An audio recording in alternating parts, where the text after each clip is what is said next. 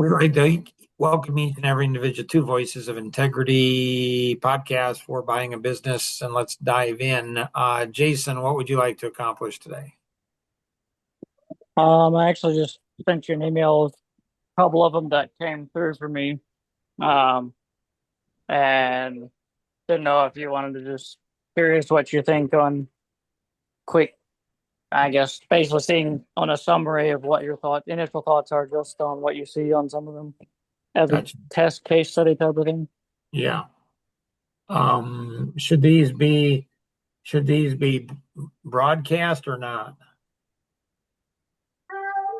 I mean, as far as I know, they're public information, so or anybody that's on their emailing list or has access Okay. to their site should be able to find them. So there's no NDAs that I need to be. No. Yeah, Okay. no, it's just kind of brief overview stuff. They're not going to give you any financial stuff. Okay. All right. So um this is through some type of a service that Jason's, subscribed to, and they go ahead and um, they go ahead and send him notices of different companies to use or that are up for sale. Um, and so, It's kind of cool there. right, and then so you have these three. So remote software engineering company. And so what they're saying here is, I think what they're saying is a little weird, but he's saying revenue is this and cash flow is this. Normally you call things profit, but they're not calling it profit. So, so I'm not sure that it's really profit. Um, so I don't know what that means. Do you know what that means, Jason? Usually on these smaller ones, they call cash flow. They're basically adding back in the seller salary or what they call SDE. It's not a true EBITDA number, so they'll take profit plus whatever the seller's benefits and salary and all that kind of stuff. Gotcha.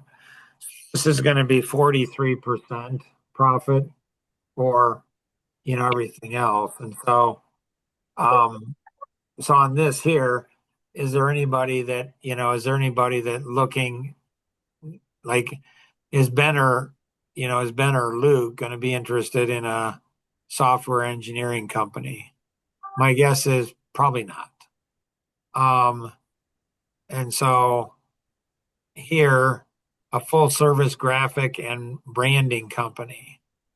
So this is, this, I don't know if this is, um, what do they call it? Car wrapping or whatever. Yeah, I would assume it's something like that. Um, and so I take 343, 758 divided by 2363521. So that's 15% profit. So that's not really a high profitability, and so what this is, and so is this something that, that any of you guys would be interested in? You know, maybe, but probably not. I don't know. And so this one here,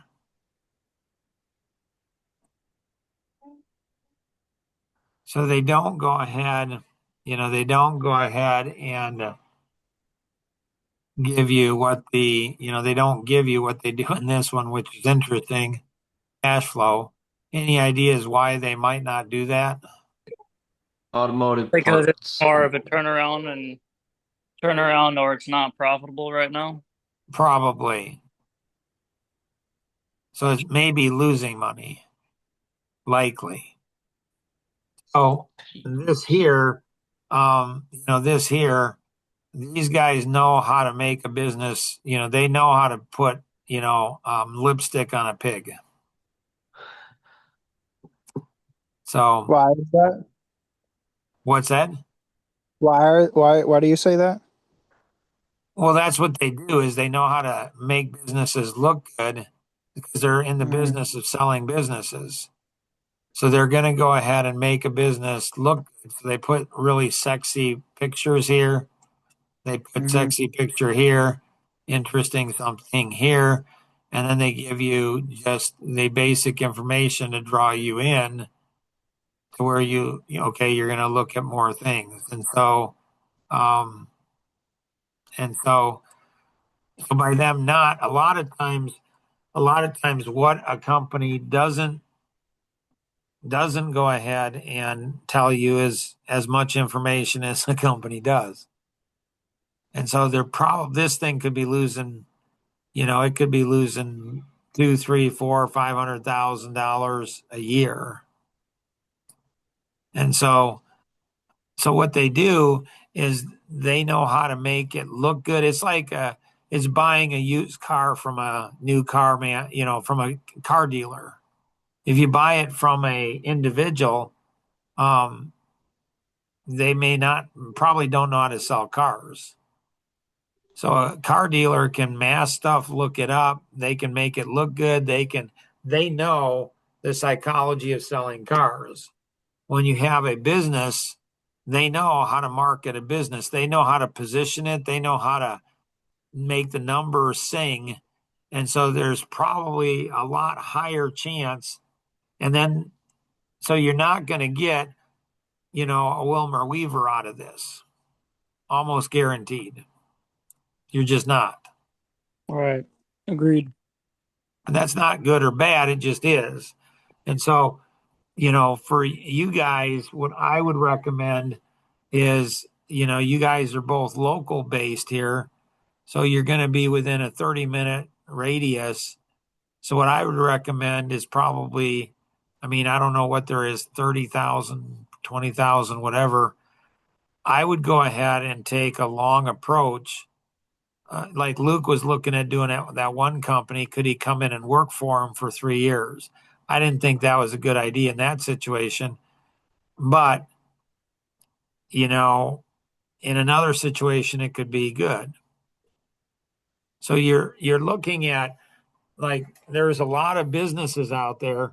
I mean, you're talking more in this area in northern Indiana where they're selling the equipment, which means there's no value in the database or the brand or anything. If you're selling all your stuff, and it was weird because Jason and I looked at I don't know, underground cabling company, and the guy just told us straight up. He says, if I don't go ahead and find a buyer on this, I'm going to auction off all the equipment. If you auction off all your equipment and you can get more for your equipment than you can the business, most likely you've never owned a company, you own a job, and your value is just in, whatever it is. And so what I would do is, I would go ahead and, start doing what Jason did. And I would go ahead and, I mean, Jason knew what industry he was interested in. So he was keeping his eyes open for that particular industry. You guys aren't sure of that. And so you just start talking to businesses or you start communicating with businesses. Do you or somebody you know, are you or somebody you know interested in potentially selling your business? And then what you do is you sell them on that you're a young entrepreneur, willing to come in, you're part of a group, that type of thing. I would do, I would do what these guys are doing. They're out pounding the pavement trying to find companies. Like, I don't know. Do you have any idea what they get in percentage wise, Jason? I don't. My guess would be somewhere between 5 and 10%, but I don't know.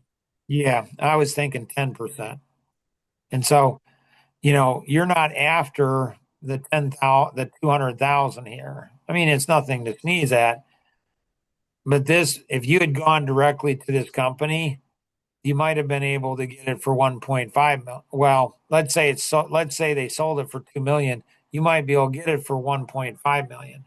If you can go ahead, if you can go ahead um and find a business where the guy probably is going to be a guy where the guy you can win his heart, and he's more interested in a legacy, or not losing, not just having the business closed down. He's more interested in the legacy than he is buying the money. Then you can get a whole bunch of things, owner financing. Once you get these business brokers in here, it's going to be I'm guessing it's going to be hard to get a good deal. That's my guess. Questions?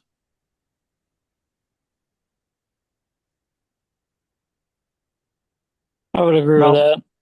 I just like a lot of times I just like looking at revenues numbers and do quick calculations in my head. I'm like, that one doesn't look profitable. Oh, that one looks interesting. It's more just I generate a lot of it is generating ideas and oh that looks like a cool industry or oh, this Yeah, looks absolutely. profitable or And there's nothing wrong with that either.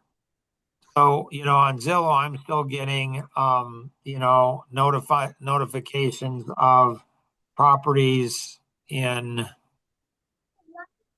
Florida on the where the Amish villages are, where we went on vacation once. um, Minecraft. I'm getting things there. So I just find it interesting to see what kind of homes, what the property is doing. It's a different part of the country. So having these types of things, there's nothing wrong with it. These can be beneficial, healthy, and you never know. You never know if something could come from it. So you're not discounting it. You're not discounting it. On the other hand, um, if you're doing it another approach, and you can do multiple approaches with it. Anything else, Jason, you got? I don't think so. Luke, anything you got? I don't think so. Ben, anything you got? I don't know. I was kind of figuring out why I am the way I am and why my dad is the way he is and what kind of drives him. And I don't know if I'm lazy or what, but it seems to be I'm kind of figuring out different ways to make money, a lot of different ways. And I've always kind of been that way. And I don't know if that's like the entrepreneur. I don't know if you could figure that way. So I don't know if you guys have any ideas for me to where I could explore or maybe challenge myself to where I mean I enjoy the what I'm doing to make money, all the little things. And so I don't know how I could figure that out to where I could turn it into a business. It's not as straightforward as other people's businesses.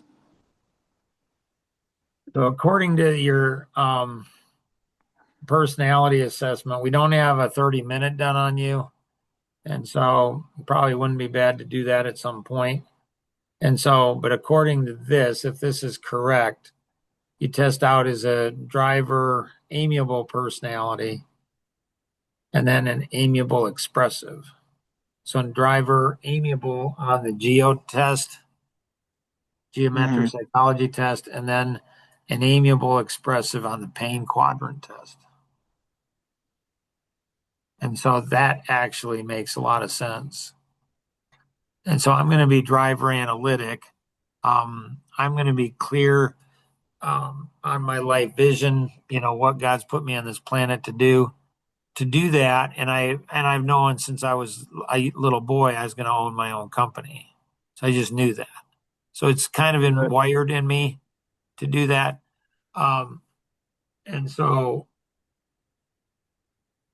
the average business owner, I think they go through 7 businesses before they find one that's going to be their economic engine. So you playing with little things here and there, that's helping you to develop skills in different areas. Right. And so, I just wish it was a little. If it was a little bit more clear cut, it would help out a lot. which you don't test real analytic on, so why would it help out a lot? So I could learn to drive for. I could enjoy something. Well, I don't know. Not really good with numbers. Not really good in a lot of different areas. It would be nice to have something I enjoy. So Yeah. I mean, the people side, it's always been clear. And so one of the hardest things for most business owners to do is sales. You are going to do, I think, naturally well in sales. So I think, you have potential to manage people. I think that could be strong. I think your sales ability could be strong.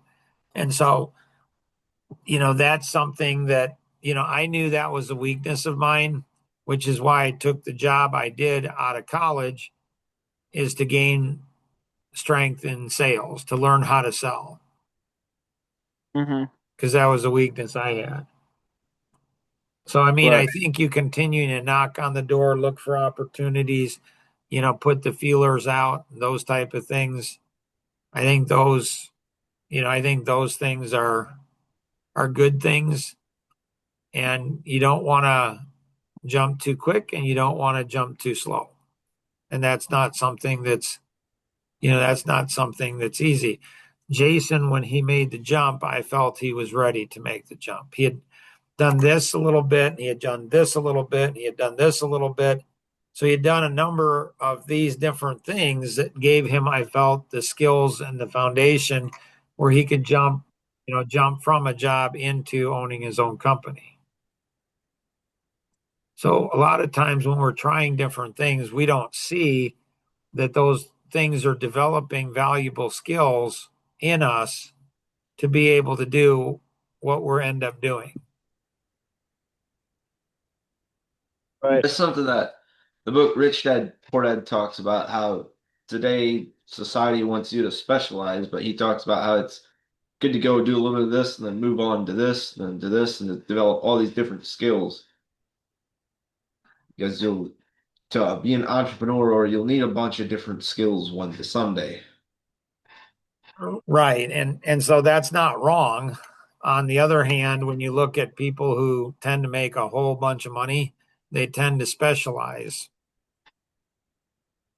But he's right in what he's saying. It's helpful to be able to do a lot of different things. So, so there's tension like a violin string. There's tension, not too much, not too little. And so how do you go ahead and have that? And so I think, Ben, if you go ahead and get the mindset and say, I'm going to go ahead and, I'm going to go ahead and own a company. It's not a matter of if, it's just a matter of when and how, you know, I think that's good. I don't think I could survive in a company working for somebody else. I think you can. So you have potential, in a company to gain a whole bunch of skills too, and there's nothing wrong with that. Um, you've got 12 years, on your mortgage to be debt free there. So, you get your home debt free, then you got a monthly nut that's very, very low. And that gives you more options to do more things. So, if you like what you do, you enjoy it, you're learning, you're growing, there's nothing wrong with that. Anything else, Ben, you got? No. All right. Thank you guys. Appreciate y'all. Yep. We'll see you. Bye.